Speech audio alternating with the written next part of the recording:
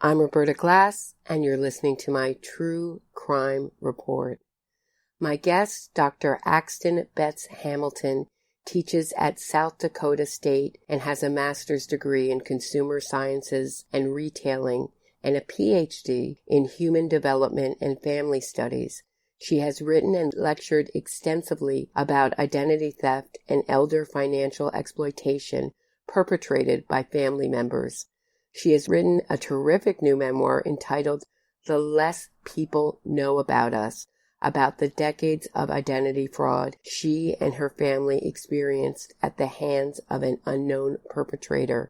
It wasn't until after her mother's death when she uncovered the truth. Her own mother had been the one stealing hundreds of thousands of dollars and her identity. Welcome, Dr. Axton Betz-Hamilton. Oh, well, thank you for having me. It's good to be here. So I loved your book. What made you want to write it, and why is it titled The Less People Know About Us? Well, I've always wanted to write a book about my identity theft experience. Ever since I learned that I was a victim, and I wanted to, back when I was 19, write about this because there just wasn't a lot of support in the process of trying to recover my identity.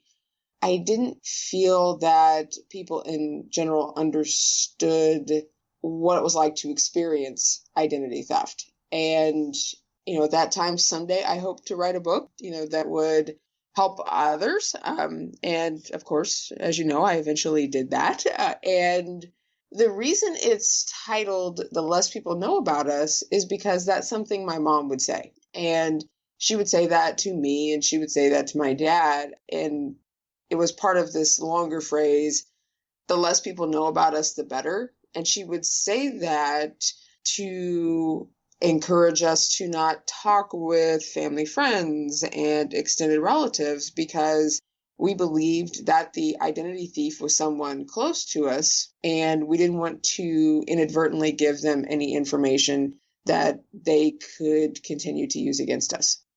Yeah, you write that I became a master of evasion. How so? One thing that comes to mind growing up was going back to this whole idea of the less people know about us, the better. I didn't talk about the identity theft with people growing up. That was something that mom said we shouldn't do. And I didn't. When back in the 90s, kids didn't have cell phones. And so back then you had a landline. And if you wanted to talk to your friends, you called them after school, on that landline. Well, we didn't have a landline. And mom explained that was as a result of the identity theft. When kids at school would say, I'll call you after school. What's your phone number? I would just say we didn't have a phone. Sometimes kids would want to know why. And I would explain it from the perspective of not being able to afford a phone instead of identity theft, because people understood poverty and not being able to afford things back then more so than they did identity theft. So how was your family first made aware that there had been this identity theft? Well, back when I was 11 years old, in the early 90s, my parents' mail started coming up missing. Things like my dad's farm magazines, bills, my pen pal letters, our mail was just going missing. And at some point, mom said it was because of an identity thief, that someone had stolen her identity and dad's identity. Yeah, I really felt for you with that. Pen pal letters, as someone, who was raised before the internet, those pen pal letters that's like your connection to the outside world. And you're like, what do they want to do with my pen pal letters, right?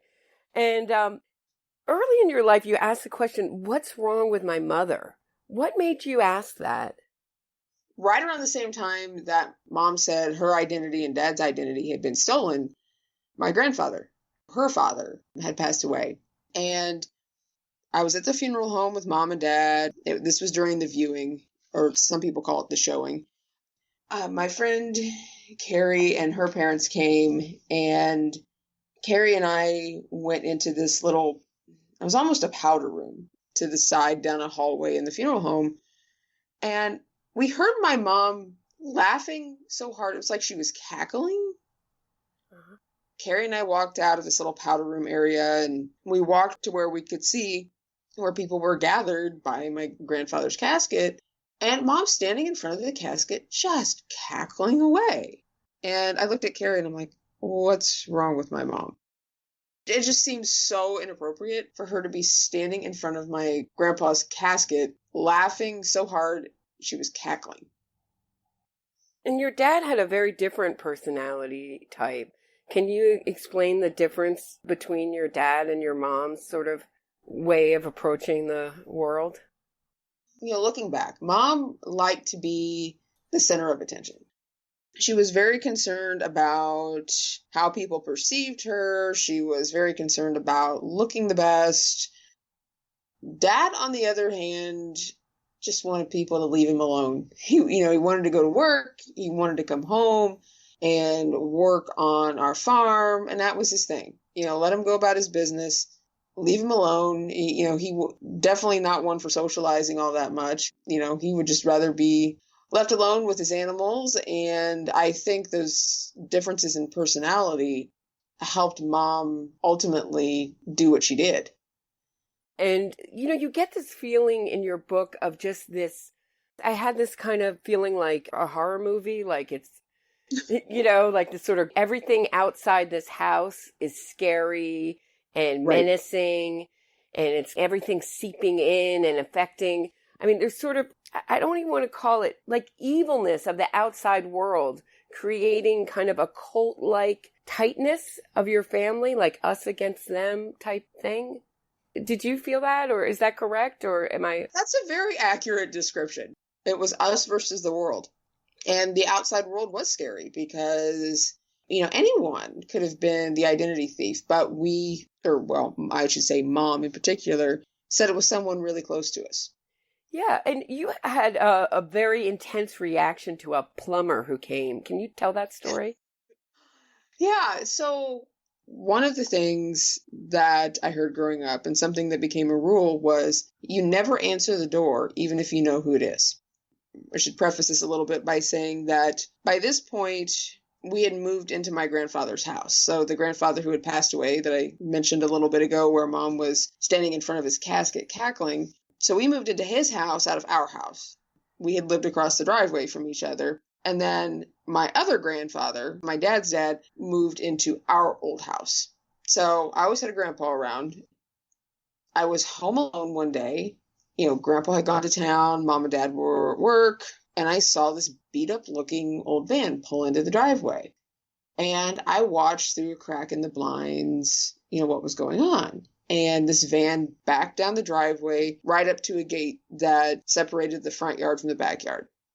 Another rule in our house at this point was if someone goes over that gate, you have to take care of it. And we had a cell phone, that I could have used to call for help. But, this was the 90s. And, back then they had giant cell phones that were flip phones that were very expensive to use. At that time, I thought, well, the police haven't done anything for our identity theft case. At least that's what I'd been told. So why would I call the police if anything bad happened? I'll take care of it. I watched through a crack in the kitchen blinds as a very scruffy-looking guy gets out of this beat-up van and goes through the gate. And that was my signal. I have got to take care of it. And so I did the only thing I could think of. I grabbed the biggest butcher knife I could find in the kitchen. I slipped into Mom's old barn shoes, and because she and I wore the same shoe size, so slipped into them and slinked out the back door.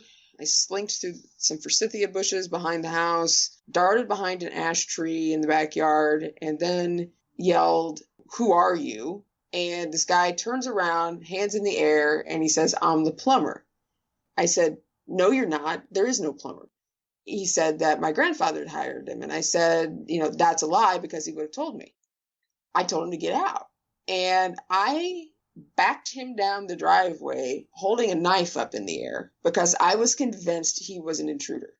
Wow.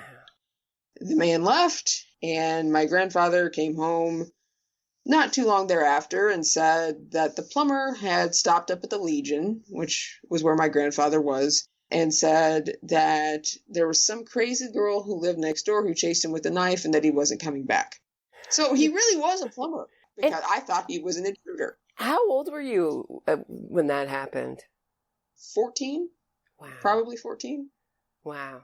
And I was really surprised to read that your mother was caught many times. She was almost arrested by the sheriff, but she always talked her way out of it, or your father talked his way out of it. How did she do that? And how was she so convincing?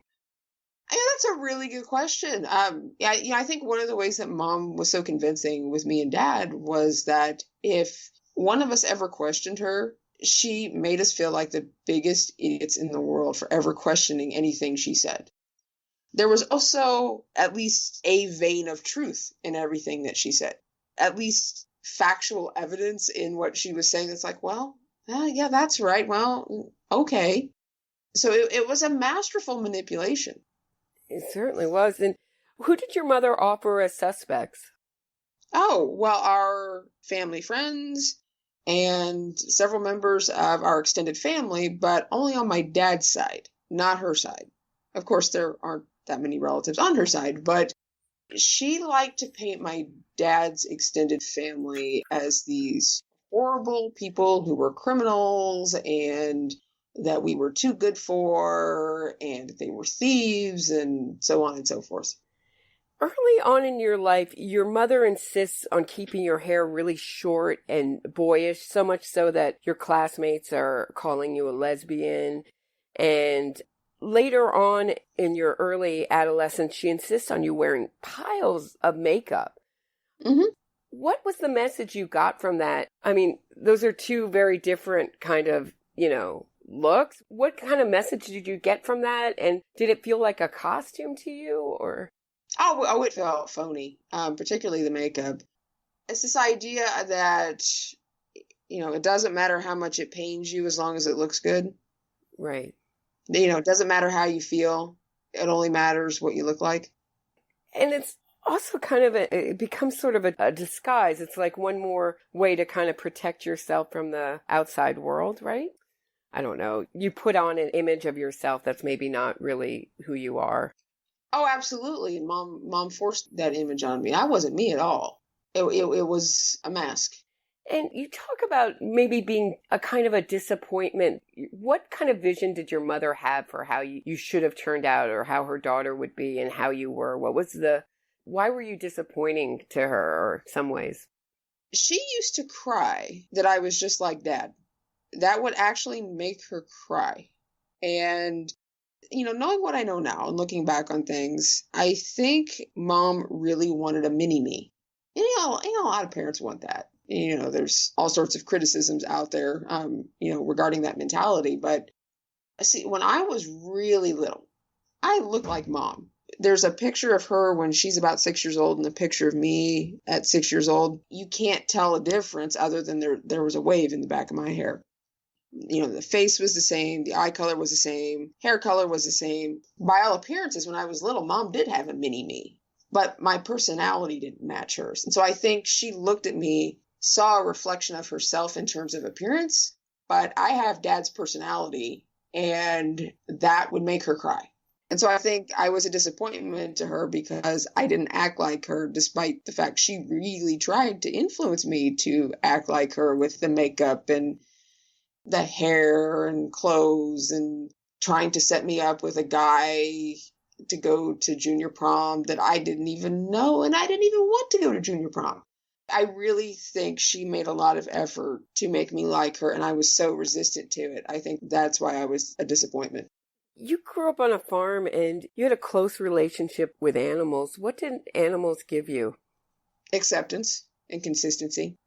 When I would come home as a kid, and I get off the bus, I always knew that Scarlett the cat was going to be in the house and that she was going to be there to greet me and that I could lug her around and do whatever with her because she was that kind of cat. In fact, I think Scarlett the cat is the reason that I love cats. I can remember Mom buying me board games, but she wouldn't play them with me. And I was an only child and she stayed home with me, so there was really no one else to play board games with. And there's this board game called Trouble, and I know it's still in existence because I've seen it on store shelves. And because Mom wouldn't play with me, I improvised. I got Scarlett the cat to play with me. So I would press the little bubble that rolled the dice and would move Scarlett's little game piece, however many spaces down. And so Scarlett would lay there next to the trouble game, and Scarlett and I would play trouble. She was my buddy. When and how did you discover that you'd been a victim, that your identity had been stolen, in addition to your mother's and your father's? Well, I was 19 and a sophomore in college when I got my first apartment off campus. And I was so excited for this apartment because I could bring my 2 cats from home. And I just thought that was just the greatest thing ever. I called the electric company to establish service, and they told me the date and time they would be there. I thought, okay, great. Things are moving along. And a few days later, they send me a letter saying that due to my credit score, they need a $100 deposit to establish service. And I thought it was because I didn't have enough credit. Because by that time in my life, I had a couple of student loans. There wouldn't have been much else. There was a number to call at the bottom of the letter to get a copy of my credit report. And I called it, and I just wanted to see what was on this credit report. What's this mystery agency keeping on me in a report? And didn't think anything about it until I got off the city bus after a long day at school about 6 weeks later, and there was a large manila envelope sticking out of my mailbox. I saw it was from the credit reporting agency, and it was real thick. And I thought that, well, credit reports must come with a lot of instructions and a lot of disclosures. They must be hard to read. Because I was expecting one sheet of paper, my name, address, and a couple of student loans, and that was it, because that's all it should have been on there. But rather, my credit report was actually 10 pages long, full of fraudulent credit card entries and associated collection agency entries that dated back to the time that my parents' identities had been stolen. So it could be assumed that the individual responsible for their identity theft was also responsible for mine. And you went to your mother, and what was her reaction to this news? She said to not take it personally, and then she said that Dad and I both take it too personally, and that the person responsible has likely moved on because that's what identity thieves do. They get your information, they use it for what they can, and then when they've exhausted all they can do with it, then they move on to someone else. It was just very detached almost. That's such an interesting statement. It's your identity. How can you not take it personally? It's about you. You know what I mean? What an interesting statement, right? Right. And at the time, I thought it was from a place of strength because Mom had a bachelor's degree in finance. She worked in the financial services industry. I thought she was just coming from a place of strength. Very interesting that is it her boss or just her coworker who she had to turn in for fraud? Coworker. And she was the one to do that. It's just kind of interesting considering what she was doing. I don't know if I even have a question about that, but it's just a sort of interesting moment where as a reader, you're wondering, was she involved in that? Well, there's a lot of questions about that, actually. Now that the book is out, there's a lot of questions about that.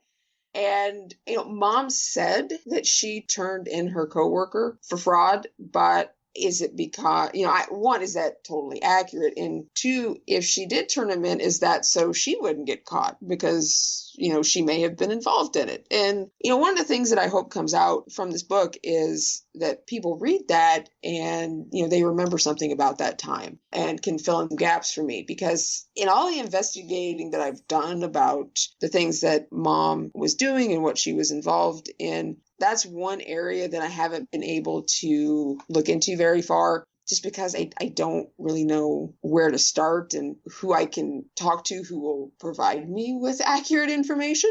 So, I hope people come forward if they remember something about that time, with Mom's work with that company or her work with this coworker, or even just something that they had heard. Nothing is too small in terms of potentially useful information.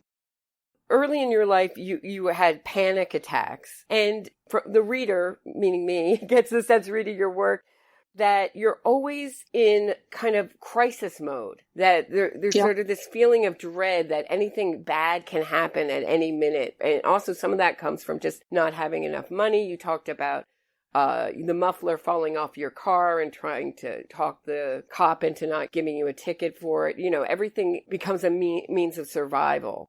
Do you still live with that kind of impending sense of doom? I don't know how else to put it, just a high anxiety. No, and I attribute a lot of that to being in a really good environment now. So, since learning that my mom was the identity theft perpetrator, I've changed jobs and I've moved to a different state, and I'm in a really good place. A work environment, and in terms of a community environment, Brookings, South Dakota is the most welcoming place I have ever lived in. That has gone a long way with regard to addressing my anxiety issues. I very seldom have anxiety attacks anymore.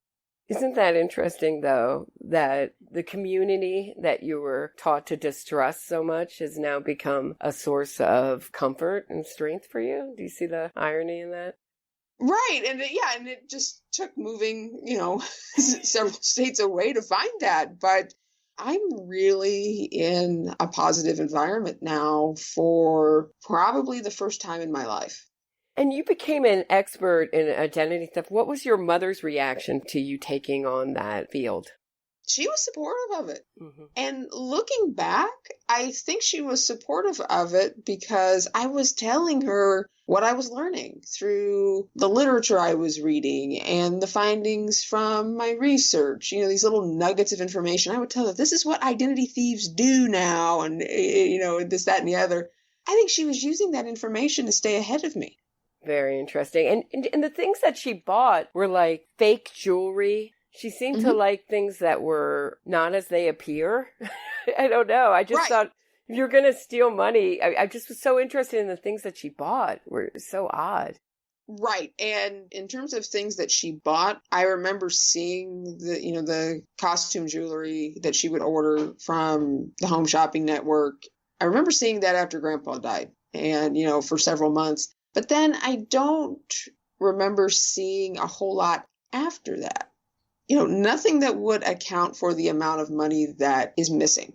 Mm. And a lot of the money that is unaccounted for disappeared in the last 2 to 3 years of her life. And when she died, she was driving a 1999 Lincoln Town Car that had a salvage title. She wasn't spending it on herself, because you think someone who's taking all this money would have a new car and they would have new jewelry, and not the costume kind, the real kind, and would have high-end clothes and would be taking trips or, have a new camper or a new boat, just tangible things that you could see. Mom didn't have that. That's another part of the mystery that's unsolved. I don't know what she spent money on. I don't think she saved it. In looking at her life over time and talking with people, Mom definitely wasn't a saver. And I found out her mother was definitely not a saver. So some of that, could have been learned from her mother.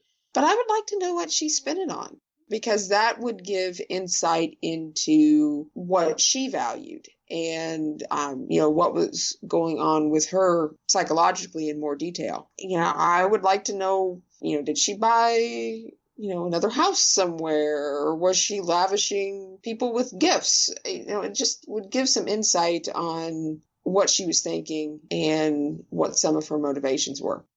And she definitely had a love of fantasies. You go on a kind of journey at the end of the book to try to find out, asking, everybody knew different stories that your mother had told, knew a different sort of version of your mother. Mm-hmm. What was that like for you? To hear, some of those things were very difficult, especially about, nobody wants to hear about their mother's sex life. Really, what was that like for you to kind of try to put the pieces together of who your mother was? Well, I'm thankful that I was trained as a researcher. I'm thankful I went through a master's program and a doctoral program that gave me that training, because I think that's something that I relied on to get me through what should be devastating for people to read. I detached myself and I looked at everything that I was learning through the Facebook messages that I had found through talking with her friends and coworkers and former friends and former coworkers. I looked at everything as evidence to be analyzed. Mom, instead of becoming or instead of continuing to be my mom, became this criminal, I guess, that needed to be analyzed and understood. I felt like a CSI technician almost, uncovering every little bit of evidence I could and trying to put it all together to understand who mom was and why she did the things that she did. You also went to a psychic. What did you get from that psychic? This psychic was someone that my dad's coworker knew, and the psychic came in the store, and dad's coworker introduced dad to the psychic, and they got to talking, and we thought, hey, why not go talk to him? What could it hurt? One of the things that he said is that mom is attached to me. There's a spirit attachment, and that she can see everything that I'm doing, and that she's happy that I've written the book. Interesting. Why do you think that is? Well, knowing what I know now, mom had some narcissistic tendencies, in terms of the center of attention stuff that, lots of people saw that, these folks that I talked to, particularly at the end of the book, the way she dressed and some of the things that she said and some of these fantasies, that she portrayed, likely were the result of seeking attention. Those narcissistic tendencies in mom, I mean, if that's all really true, and mom is around me right now, well, of course she likes the book because it's attention seeking and it's giving her attention. And with the book promotion, I've had some national media attention. Oh, well, she would love that. And in fact, when I did a television interview about our identity theft case back in 2012, before we knew mom was the perpetrator, one of the things that she was telling people was that she had been part of the interview too, and that they just cut her part out. No, she was never there. But she was telling her friends this because they told me that after she passed away and I started finding out what she had done. They questioned me on that. They're like, well, wasn't your mom part of that interview with Channel 13? No, mom was never there. It was just me. But she was telling people that she had been there and that she had been interviewed too. She also had a way of telling, I guess it's called triangulation, where you create rifts between people by telling different things, about different stories. So you keep everyone kind of angry at each other in your family. Like, can you talk about that? Going back to the whole makeup and hair thing, I would always threaten to tell dad. I didn't want her holding me up against the wall, slathering makeup on me. I hated that. And, I would say, I'm going to tell dad, or, she would get on my case about my weight or my hair or what style of bra I was wearing. I would say, I'm going to tell dad. I'm going to tell dad you said that. And whenever I would threaten that, she would say, well, who do you think is the one who told me to talk to you about this? And she would say, well, your dad just too embarrassed to talk to you about this. That's why he told me to do it. Your dad thinks that you're just as disgusting as I do. And that would always take the wind out of my sails. That's why I never went to dad. Because I'm like, well, if he's embarrassed, I don't want to stir up any more trouble than what's already been stirred up. So that's how I never talked to dad about it. Wow. And you got engaged in your early 20s to your husband, Rob. What made you know that you could trust him? On our first 2 dates, I did try and scare him off. I told him about everything, about my family. Because Rob has this very, kind of storybook family, like quintessential mom, dad, kids, all get together for holidays. They all support each other, not that they're super wealthy, but they don't worry either. And, far cry from where my family was at that time. And so I just told him all the bad stuff right away. It's like, okay, I'm going to just say everything. And if you don't like it, head for the hills. Let's just get the pain and suffering over with now. I've dated enough guys where, let's just, call it quits before it gets, we get too far down the trail here. And he didn't flinch. Nothing bothered him. I'm like, are you kidding me? I'm trying really hard to get rid of you. You got out the metaphorical knife, the knife, right? And you two decide to get married really at your mother's deathbed. Mm-hmm. Do you look back at that as a sacrifice, as a kind of, are you glad you did that?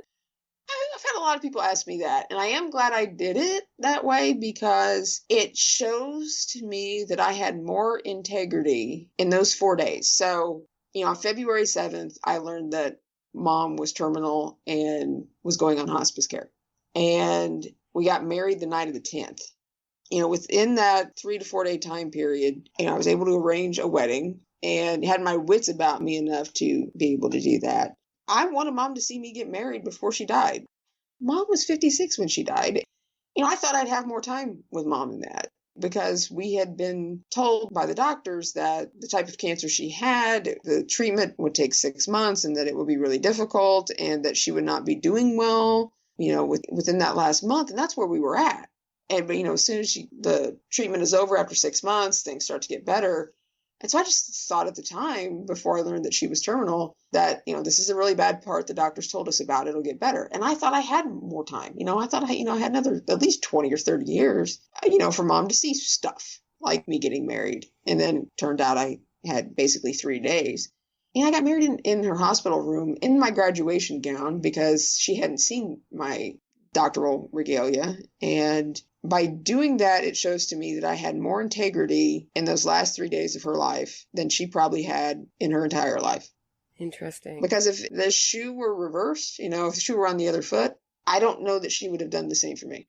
What surprised me so much about this book is it's really not so much about identity fraud, just how universal this story is. I mean, we all have to kind of come to terms with our childhood. We all have to deal with kind of facing the fact of our parents are incredibly flawed. I mean, this is obviously an extreme example. What has been the reaction you've gotten from this book? It's been really positive. I've had some people reach out and tell me things that they remember about me as a child and about my mom. One thing that stands out to me is that one of mom's former friends said that mom used to speak for me and it would be wrong. And how my mom's friend knew it was that I would kind of stand behind mom and then give her a dirty look. Like, what did you just say? So I've learned that there were a lot of people, and not just one example, that knew something wasn't quite right and that they cared, but didn't really know what was wrong and didn't know how to intervene without, making mom even more angry and potentially isolating me further. Yeah, she was a formidable figure. And why do you think you didn't go under? I mean, you really immersed yourself in academia. You have a PhD. What made you so strong? Well, running from identity theft for me didn't work. I tried to ignore it. I tried to turn a blind eye to it for a while. And in fact, going to college in the first place, in a way, was running from the identity theft because I watched my parents deal with it unsuccessfully and I didn't want to live there anymore. I didn't want to live with it. I was tired of it. But it followed me. Running from it didn't work. Trying to ignore it didn't work.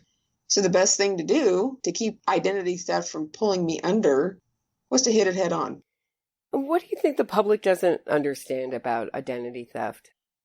There is a huge misperception out there that we've come so far with regard to understanding identity theft and responding to it that all an individual has to do is call their credit card company and say that their number is being used fraudulently, and they'll cancel the card and send you a new one, and they'll refund any fraudulent charges.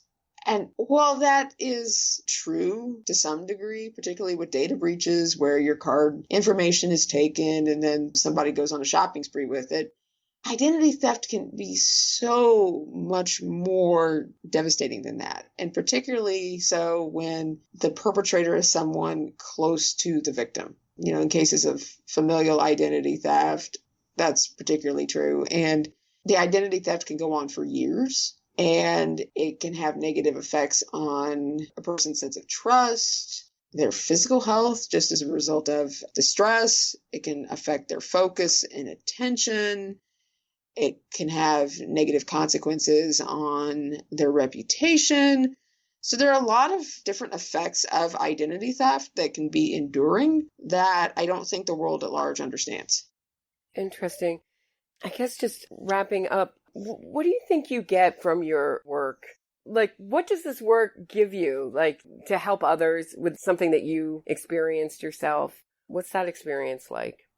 I would say what it gives me is the satisfaction of knowing that my experience wasn't for nothing. Okay. Interesting. Did I miss anything super important or anything you'd like to say? No, I don't think so. Okay, this book, The Less People Know About Us, I really enjoyed it, and pick it up. Axton Betz-Hamilton, thank you so much for the interview. I really appreciate it. Well, thank you.